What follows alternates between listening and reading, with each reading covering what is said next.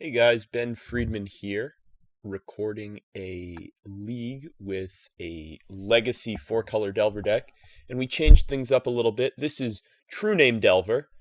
I would play a couple copies of Leovold in the deck, but this is my friend's account. Big shoutouts to my friend Steve DuPaul, by the way, for letting me record all of my legacy videos on his account. So he doesn't have Leovold, and I'm not gonna, spend his money to buy Leovolds. So we're just going to play Turbo True Name Delver, which is 4 true names in the Delver list. So we can go through real fast. There was also a a small change to the mana base that we're just gonna try out. We've got obviously 4 Misty Rainforests, 4 Scalding Tarns. And the reason for those is because we're playing 1 Taiga. And the reason for the Taiga is so that we can play 3 Underground Seas. Obviously, we also have 2 Trops and a Volk.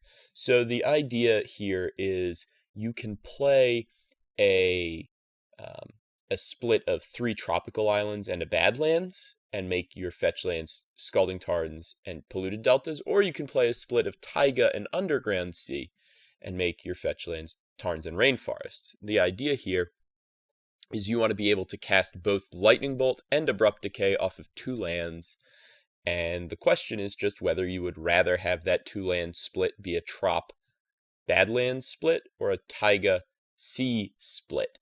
And it's not clear to me. So there's a bunch of stuff, right? You can cast your blue cantrip and then exile it to your own Deathrite Shaman off of Trop Badlands splits, so that may be better. But, you can cast Lightning Bolt and then use Underground Sea to make the Deathrite Shaman go. I'm not 100% sure. I'm sure that there are going to be corner case scenarios for each one, and we're going to try this one today. But the big difference in this list is obviously playing 4 copies of True-Name Nemesis. And the reason for that is True-Name Nemesis is just so damn good against Eldrazi. It's pretty good against Miracles, as they only have 4 Terminus to deal with it. And a lot of times you actually end up recycling them via fetch lands and then Brainstorms and Ponders. And it's great against mirror matches, great against Shardless. It's just a hard card to answer for a lot of the format. It's great against Death and Taxes. The rest of the deck is basically the same as it ever was.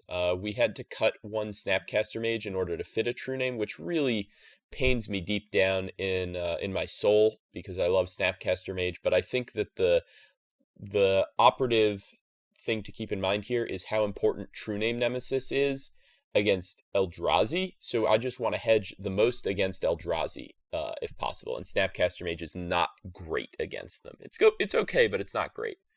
And yeah, we got obviously 4 Brainstorm, 4 Delver, 4 Ponder, 2 Spell Pierce, 4 Bolt, 4 Deathrite, 4 Daze, 3 Abrupt Decay, as has been the norm, 4 Force of Will, and 2 Gurmag Angler. The sideboard, again, we would have a Leovold here over the Flusterstorm, but Steve doesn't have that, so we're just going to rock the 1 Fluster, 3 Surgical, 3 Thoughtseize, 3 Edict. Edict, answer opposing True-Name Nemesis. I'm sure that will become the industry standard in a number of months.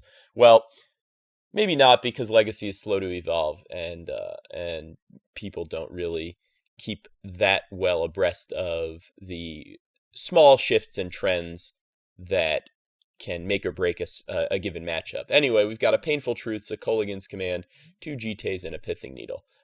The difference that I would have in this list is I would probably play 1 Leovold over the Flusterstorm in the sideboard. I'm not 100% convinced on that Spell Pierce Thoughtseize split, whether we want the Thoughtseize as main deck or not, but we'll keep it as is, and we'll get to battling. And yeah, the deck is great, and people love seeing legacy content, and so I figured give the people what they want, right? All right, we'll be back after this.